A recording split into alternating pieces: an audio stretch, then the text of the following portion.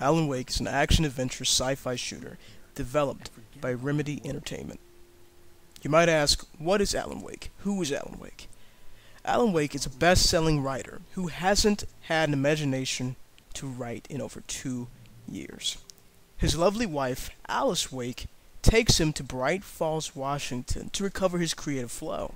When she vanishes without a trace, Wake finds himself trapped in a nightmare. And word by word, his latest work, a thriller he cannot even remember writing, is coming true before his very eyes. At night, a powerful dark entity takes over the town and its inhabitants, and Wake's only protection seems to be light. Throughout the game, Alan Wake carries a flashlight, few pistols, rifles, sniper rifles along the way. Now, at day, things return to normal and the townspeople are no longer possessed.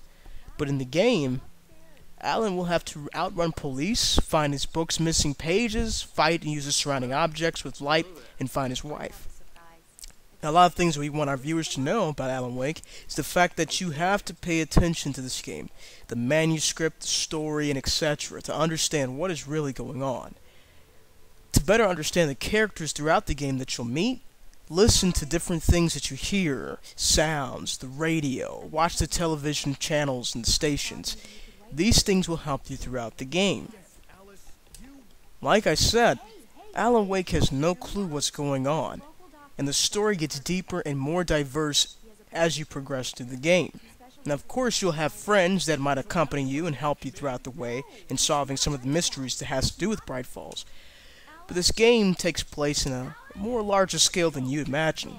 The story will take place in an episodic format, with television show-style presentations similar to Lost in 24, where each episode and chapter brings another piece to the puzzle of the main story. Now, light plays a huge role in gameplay and strategy. The enemies called the Taken in the game are sensitive to light, so Alan Wake will have different things at his disposal, including flares, sniper rifles, shotguns, generator boxes, and etc. that you can use to provide you help and health. Encouraging the player to take advantage of environmental light sources and placing specific emphasis on the flashlight as a primary weapon. Players also have the ability to set traps that illuminate when triggered, either damaging or temporarily immobilizing an enemy. Including, you can even use a truck with high beam lights to take care of your enemies. Now let's go ahead and talk about control schemes. As I was playing through the game and progressing through each episode and each stage, normal and hard, the game was fluent, perfect in control. Yes, it's a third-person action-adventure sci-fi shooter, and yes, I like to stress that point.